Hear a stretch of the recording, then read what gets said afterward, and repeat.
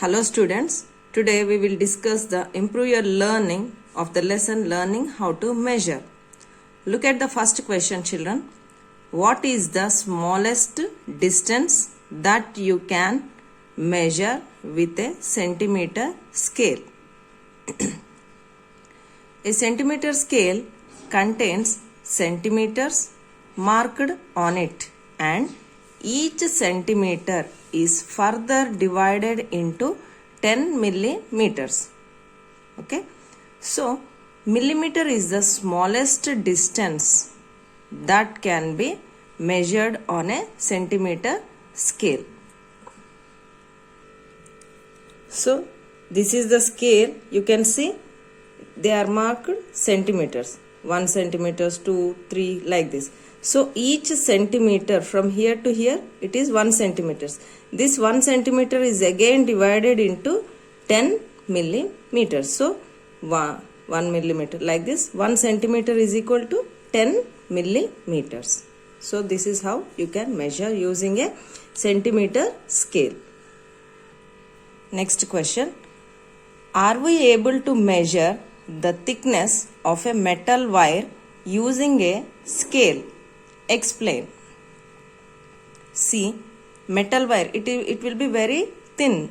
So we cannot measure the thickness of a wire using a scale directly.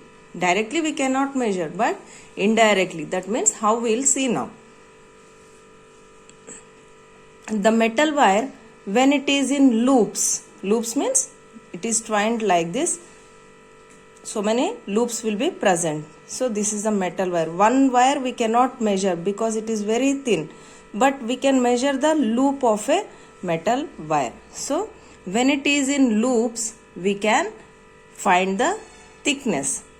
Firstly, measure the total thickness of loop of metal wire and then divide it by the number of loops to get the thickness of a single wire. So this is the loop of the metal wire. Using the scale, centimeter scale, now we'll measure the thickness of the loop of the metal wire. And we will count the number of loops present here and we'll divide it. So like this you can measure. Number of loops are 5. The length of the scale is 4 centimeters. So thickness will get length on the scale by number of loops.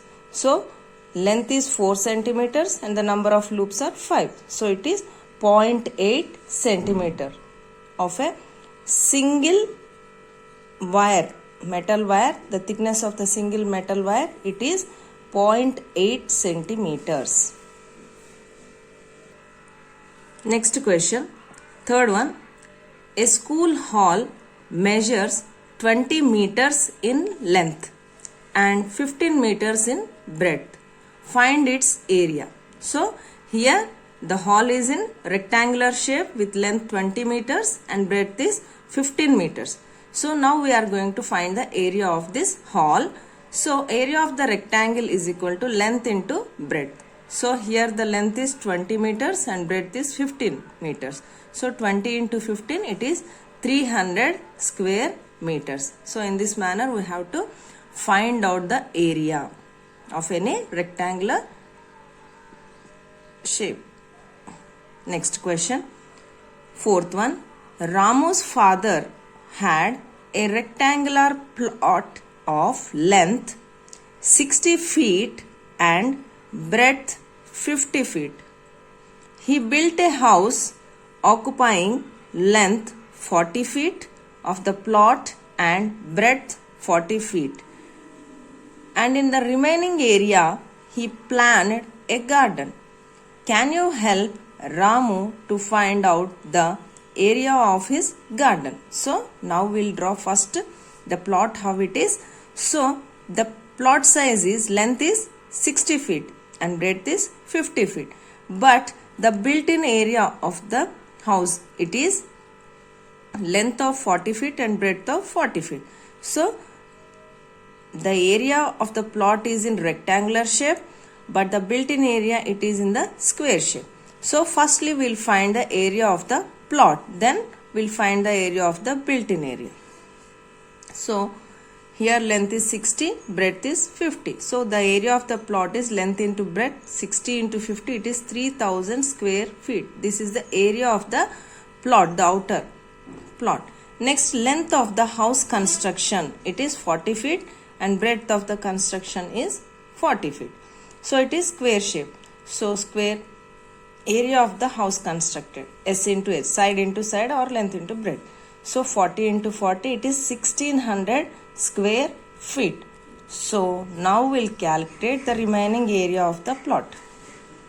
The area of the plot we got as 3000 square feet and the area of the house constructed, it is 1600 square feet. So now we'll subtract these two, then we'll get the remaining area where it is planted with the garden.